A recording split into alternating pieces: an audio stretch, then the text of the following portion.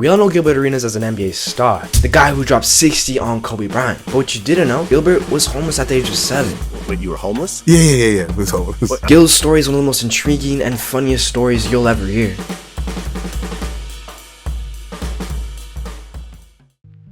Gilbert J. Arenas Jr. was born on January 6, 1982 in Tampa, Florida, to college student Gilbert Arenas Sr. and teenage mother Mary Frances Robinson. The two would soon split after his birth. Mary kept custody of Gilbert Jr., while Gilbert Sr. continued to do whatever he was doing. However, 3 years later, Gilbert Sr. would receive a phone call from Mary's mother stating that Mary went missing and hasn't been seen for 3 months. Therefore, if he doesn't come and pick up his son, Gilbert Jr. is going to foster care. Gilbert Sr. decided to leave everything and go pick up his son. From there, they would live in Tampa with Gilbert Jr.'s grandparents until he turned 7. Then the two would hop in a car and drive 36 plus hours to LA, where Gilbert Sr. could pursue his dream of becoming an actor. We landed at Burbank Park.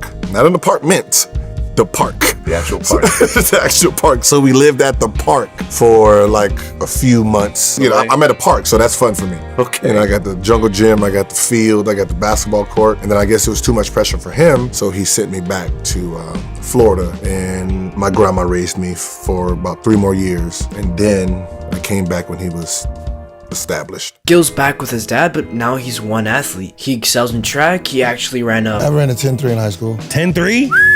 He loves football. However, 2 problems arose that caused Gil to switch sports to basketball. For track, the problem was 4 more years, and then the next Olympic. And I'm like, 4 more years? We're like, what, being broke? Oh, hell no.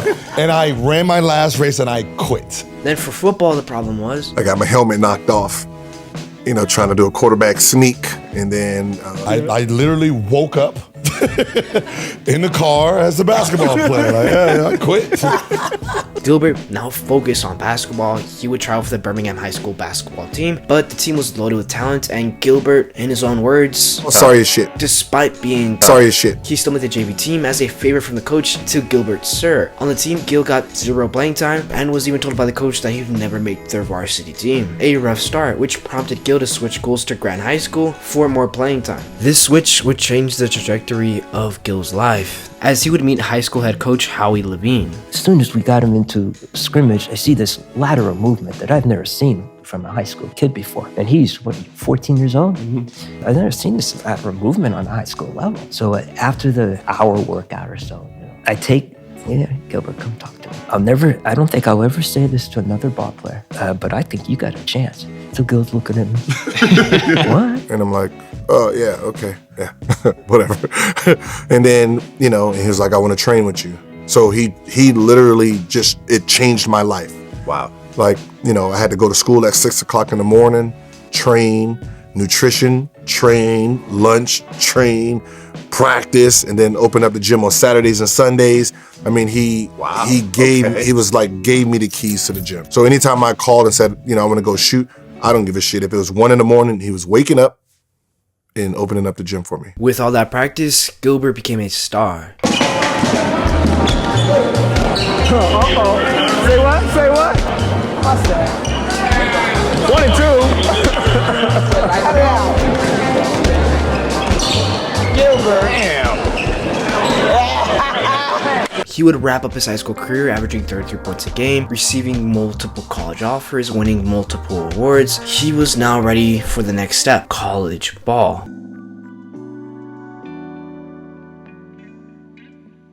Gil would take his talents to the University of Arizona, but not without some controversy, as critics told him, you're going to get 0 minutes. As a reminder, he chose jersey number 0. From there on, a 17-year-old redshirt was locked in on becoming a starter. He didn't go to parties, or he wasn't invited. Tons of parties. 2 years. We used to have never invited to a party. He was so locked in that academics weren't on his radar. I was part of that Schools for Fools campaign. Yeah. Like, I was in the gym, first period, second period.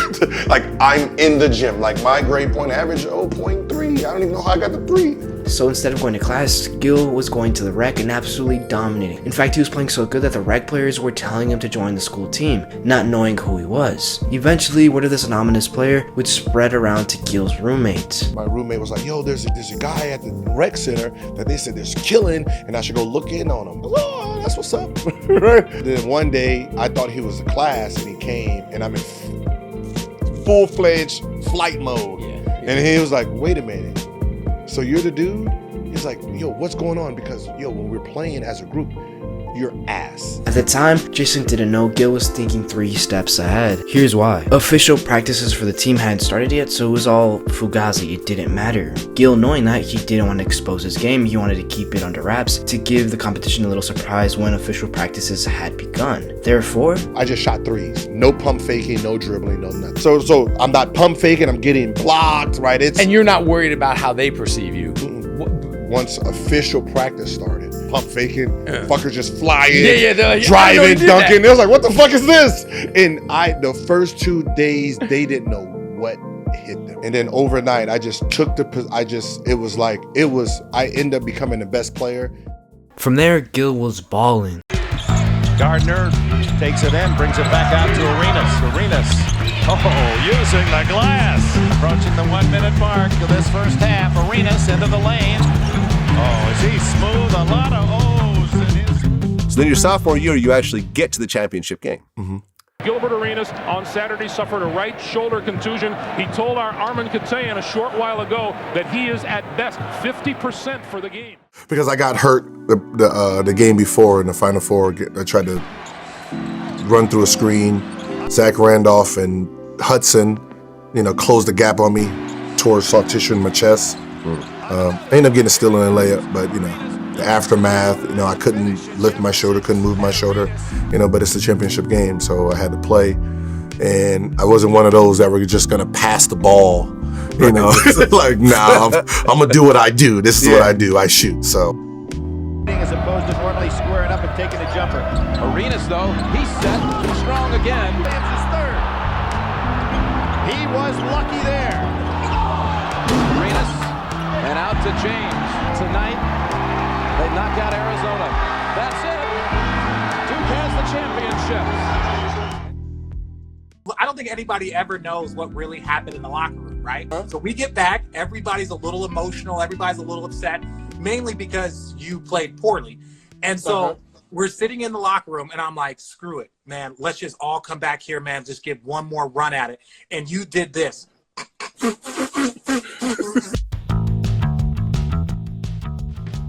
Every prospect would do anything to improve their NBA draft stock. Everyone except Gil. He didn't take team workouts seriously by skipping sessions, refusing to run on the treadmill because it would ruin his Chuck Taylors. He even said some wild things like wanting to be an international pimp. Despite all of that, Gil was convinced that his draft stock was sky high. So high, in fact, he started spending money he didn't have. I bought an Escalade, had 5 TVs in it, 4 12s, had the suede. I seen Gary Payton with suede on the top. I want the suede roof. So, got the big chain like everybody else, it was like GJA. That's when, everybody had the long chains that went down to your nuts. But hey, there's no way his draft stock drops, right? And you're hearing names you never heard before, like, wait, where is this kid coming from? Who is that? And then Sacramento told me, if I ever got to 25, I wouldn't get past 25. The Sacramento Kings select Gerald Wallace from the University of Alabama. He did slip a bit, falling to the Golden State Warriors with the 31st pick. Instead of the millions he expected, he signed for just $845K. However, he already spent money he didn't have, fully expecting to be a top 10 draft pick, so it's no surprise that he was angry. Now that his career began, there'd be no lavish lifestyle. Don't have no money. I can, I spend it all. Yeah, I spent it all. So when they did my budget, I can only spend $500 a month for, that's gas money, girlfriend, 2 dogs. Like I don't have any money, so I couldn't even drive. I couldn't even drive back and forth to the arena. Yeah. So I had to stay at the arena sometimes. You slept in the arena. I slept in the arena. In hindsight, Gil's questionable behavior turned out to be a blessing in disguise because it forced him to grind. So I was in that gym at 6 o'clock. I was in there 2 o'clock, 4 o'clock. I was just in there. Like he said, he was just in there. Whether it was by himself, coaches, or with vets like Chris Mullin, I was just in there. With all that work, he had instant success, right? No. He got 0 playing time. In fact, he was depressed. You've been playing and training your whole life to be here, and when you get here, it's a rude awakening. You're not even close to what is expected. You're not good enough. With no PT, Gil doubled down on the grind. However, this time he would learn from Kobe's stories, such as Kobe practicing like it's Game 7 of the NBA Finals, or him getting to the arena hours before the game just to get another workout in. Now that Gil knows what Kobe does, he starts comparing his teammates to that standard, and of course, they are nowhere near. Therefore, Gil starts working out like Kobe, becoming the hardest worker on the team.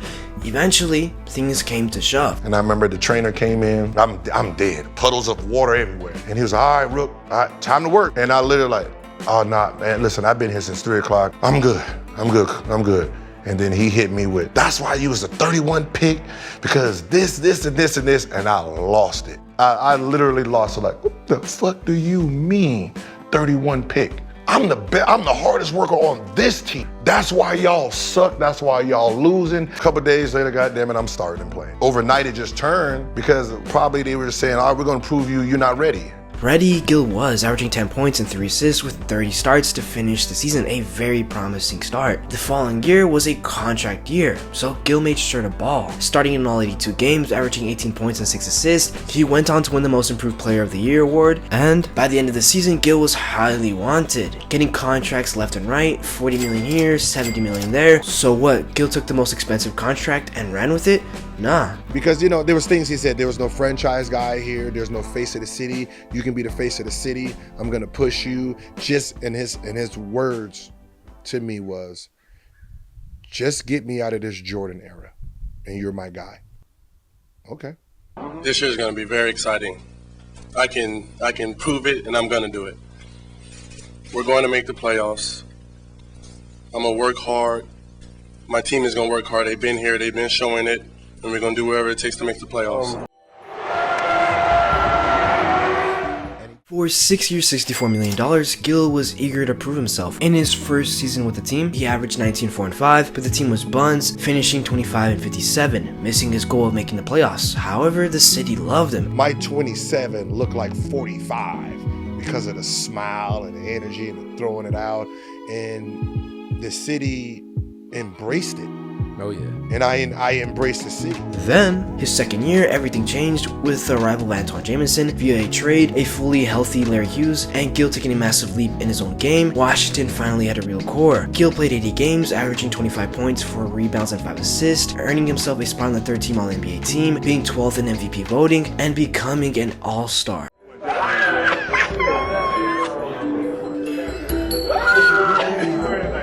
That's what it's all about, first time. It's good to see stuff like that. He's excited. I'm just happy. You see Vince Carter, Grant Hills on the right of you. Wow, like all in one place. Did everyone feel like this their first time? Or is it just me? Gil's hard work was paying off. Fast forward to the end of the season, and ultimately the squad finished 45 and 27, earning the 5th seed in the playoffs and a matchup against the Chicago Bulls. Through 4 games, the Bulls and the Wizards were tied, both protecting their home turf. But in Game 5, the Wizards were determined to change that pattern. After an improbable fourth-quarter comeback from the Bulls, the Wizards needed someone to come to the rescue. Arenas now, 3 seconds, guarded by Heinrich, drives, left of the lane, puts up the shot, got it at the buzzer! Gilbert Arenas scores! Now the series returns to the nation's capital with a chance for the Wizards to turn their dream of advancing into reality. Heinrich with the steal. Gets inside, blocked by Arenas. Oh, what a block from Arenas. A tremendous recovery. And Hughes with the left hand. Game 5 went down to the final shot. Off Duhan's back. He took his eye off it. Jeffries with the slam. And the Wizards had their first lead of the 4th quarter. At 3. Duhan looking for room. Nocioni for 3. Won't go. Chandler with a rebound. Chandler puts up a 2. Oh, not a smart play.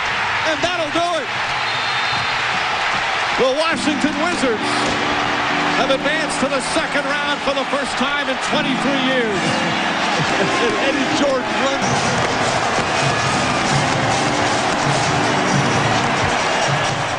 He did it. They didn't just make the playoffs, they won a playoff round. Gil was now a Washington legend, but hey, how'd they do the next round?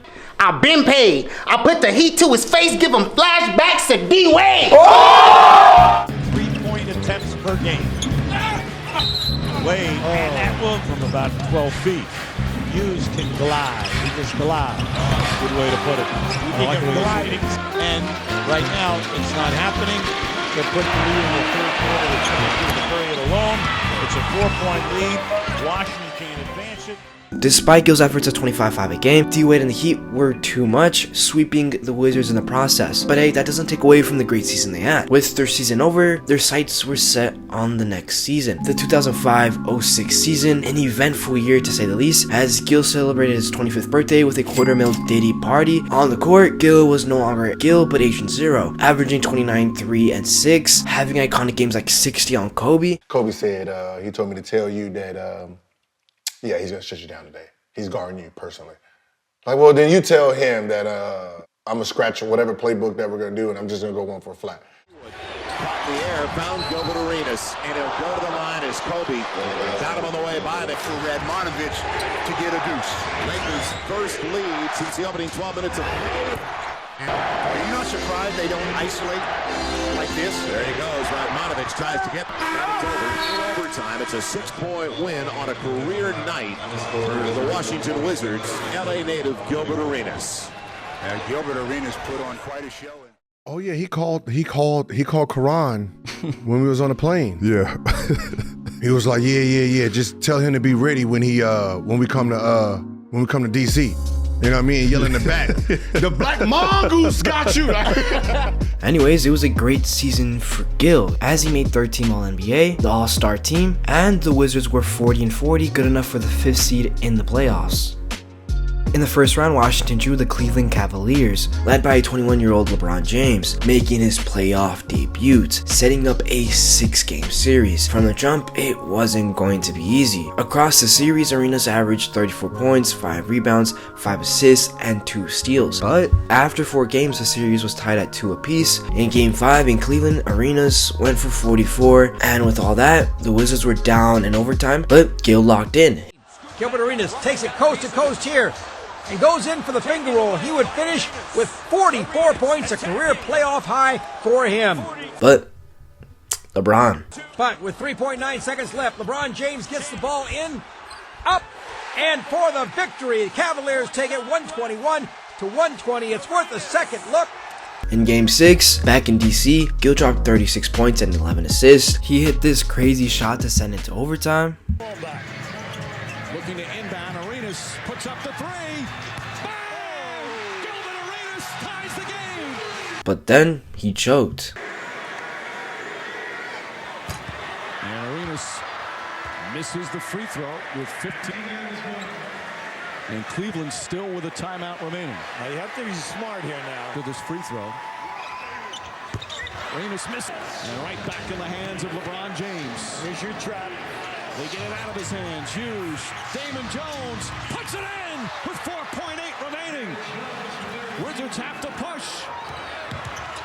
Arenas driving inside. Butler at the buzzer. No good. And the Cleveland Cavaliers advance. And LeBron comes by and taps you on the chest and whispers something to you. What did he tell you? He said, if you miss these free throws, you know who's gonna win it. What makes it worse? We gamble at LeBron's house. Me, Damon Jones, that was our crew. So I told the coach, hey, anytime you put Damon Jones in, I'm going 1-4 flat. He owes me money.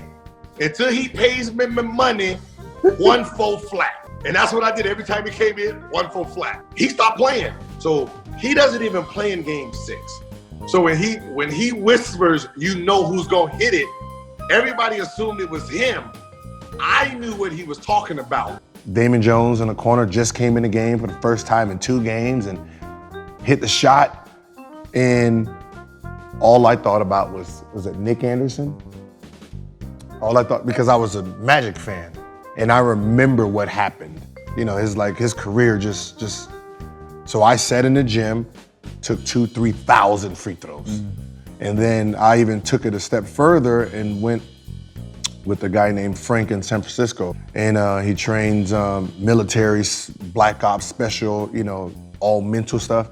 And I went to him just extra, just make sure my mental is focused. The 2006-07 season was considered the peak of Agent Zero. Focused and better than ever, he averaged 28 points, 6 assists in 74 games, earning himself a spot on the second team All-NBA, 8th in MVP voting, and an All-Star selection. Everything seemed promising until We're playing Charlotte on a back-to-back. He had a meeting with us about 4:30. He had a meeting with us at 4:30, and he said, you know, Gil's going to be late, and then I'm going to penalize him for being late, so I'm going to take him out of the starting lineup. What? And I was like, No, wait, bro. nigga, I wasn't late though. He was like, I know, but this is what he said. So I'm telling you, yeah, I'm good, man. I'm going to back home. I'm out. I'm going home. And then Karan gave me the guilt trip. Come on, man. This ain't about him, man. We getting ready for the playoffs, man. So like, all right, man, put my shit on. And then 1 minute, and then obviously he put me in with 3 minutes left in the quarter. Boxing the nigga out, 1 minute into the game, boom. It's the Southeast Division. Gerald Wallace. Gerald Wallace. Unbelievable. As he's able to finish, and Gilbert Arenas on the floor. And Arenas still down. The next day, he was diagnosed with a lateral meniscus tear in his left knee. Team doctors projected 2 to 3 months out, which meant he could be out for the rest of the season. And let's just say his coach was a bit too happy. This nigga said, yeah, I'm glad he got hurt to show I can coach. Nah. Without Gil, the 7th-seed Wizards would get swept by the 2nd-seed Cavs. The next season, Gil was injured for most of it, and since he had all this free time, he started to mess with all the rookies, especially Nick Young, stealing his car, his wheels, his rims, you name it, he probably did it. But by the end of the season, Gil was back, playing 13 games, averaging 19 a game, helping the Wizards make the playoffs as a 7th seed. In the playoffs, however, they faced LeBron once again. In Game 1, Gil played off the bench, dropping 24 points in a close loss. In Game 2, he scored 7 points and would be just another loss. But after Game 4, Gil would get injured and miss the rest of the series. Without Gil, Washington lost the series 4-2, making it the 3rd straight year LeBron and the Cavs knocked them out. The next season, right before training camp, Gil had his 3rd operation on his left knee, resulting in him not playing until late March of 2009. When he finally did return, for a tiny sample size of 2 games, he averaged 13 points and 10 assists. However, it was a bit too late. Washington had collapsed to a record of 21-61. He also signed his 6-year, $111 million max contract with the Wizards. You know, he was getting paid now. He was getting some of that dough. 2009, he finally got to play healthy again for a stretch of 32 games, averaging 22, 7, and 4. Everything was great until... Yo, when you drive into the arena, I'm gonna throw gasoline on your car and burn it while you in there. That was my threat to him. You ain't finna set my car on fire. Why? We ain't gonna play like that. You know what I mean? We're gonna respect each other. What I was doing was purposely to irritate Javaris. That's what I do. So you can just see him just fuming. If you shoot up my car, I'm gonna shoot you in them bum-ass knees you got. I was like, it's already bad. What do I give a shit for? Well, I'm gonna shoot you in your good knee. My good knee? You done took it too far. You keep talking about fighting like I play with guns. You better ask about me. My comeback was, I wanna see you do it. I'll bring you the guns. Are you man enough? Do you have 2 of these to shoot me? You ain't got the cojones to do nothing like that. You ain't even built to do nothing like that. Gunplay in an NBA locker room? That's what the New York Post is reporting. Citing an anonymous source, the newspaper reports Washington Wizards teammates Gilbert Arenas and Javaris Crittenton drew guns on each other during a Christmas Eve argument over a gambling debt. The report says the standoff in the Verizon Center locker room was sparked when Crittenton became angry at Arenas for refusing to make good on a gambling debt.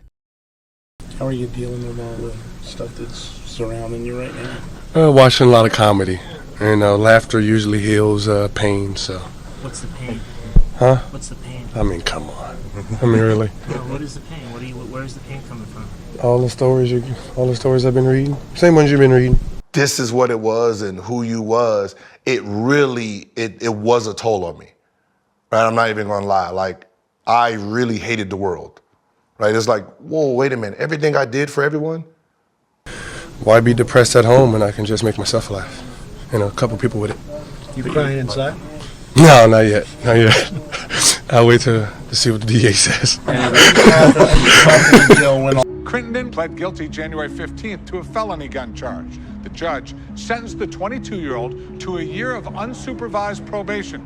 Arenas pleaded guilty January 15th to a felony gun charge. I just feel like, man, and not blaming Gil, but all right, the stove hot, they done crunked the fire up. We boiling. And you still out here playing, sticking your chest out with these people. In 2001. So that was his rookie year, and he also had a triple-double that game. 19 points, 11 rebounds, and the 23 assists. Gil broke the final straw, and Commissioner Stern was ready to slam the hammer. You know, and we had the meeting with Stern, right? I did all my research. So I'm like, Javaris, trust, I got us. We good, right? He only gonna give us like 3 games. Most 7 is all I'm accepting. So we go to the meeting, right? You know, easy. I'm hitting with we good. Trust me, dog. Right? So I'm doing all the talking. So, you know, Stern, Adam Silver, right? Stern was like, you know, man, you did good, you know, for the league. You know, you one of our featured players. You know, you need to get your knee right. You know, but you know, this thing right now is a big thing, and we need to get you out of the media because you're not letting go of it. And he was like, so I'm thinking about 50 games. Gilbert Arenas suspended indefinitely. This is CBSSports.com. On January 27, Stern officially suspended Arenas for the remainder of the 2009-2010 season. The Wizards without him would finish 25-56, so the Wizards blew up everything, trading key pieces by the deadline. However, Gil was still on the roster. Even though he was still on the roster, the incident had destroyed his image around the league. It made his max contract one of the most criticized deals in basketball history, and effectively ended his run at the face of the franchise, even though he technically returned for the start of the next season.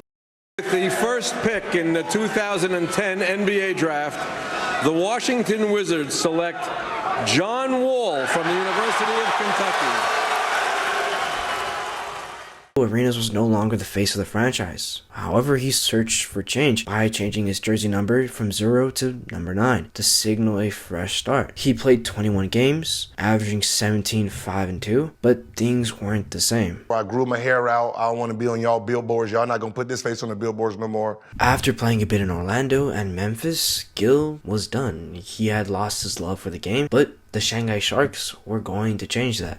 When I went to Shanghai, even though I got hurt, just seeing pure love, right? You know, you go out there, there's no guns, there's none of that. It's just, oh my God, Gilbert Arenas, let's go, in a photo. Like it's just, you're just seeing, I don't know why I said it like that. Photo, right? It was just so much love to the point where like, yo, I think I'm ready to mentally get back.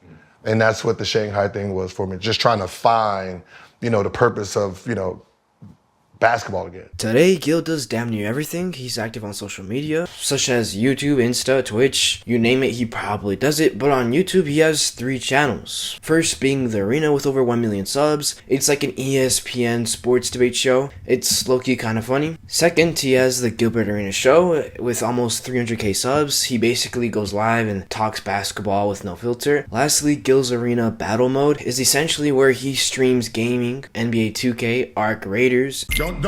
Why you coming in there trying to get my kill, dog? I was up whole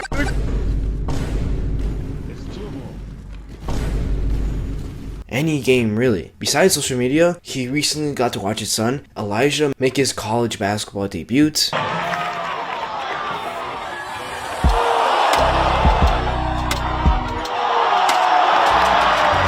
Hit a game winner.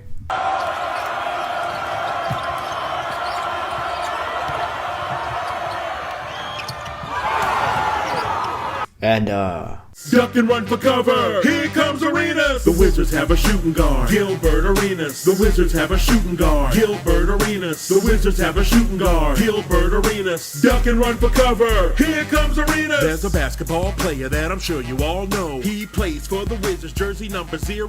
He's Gilbert Arenas on the court, damn good.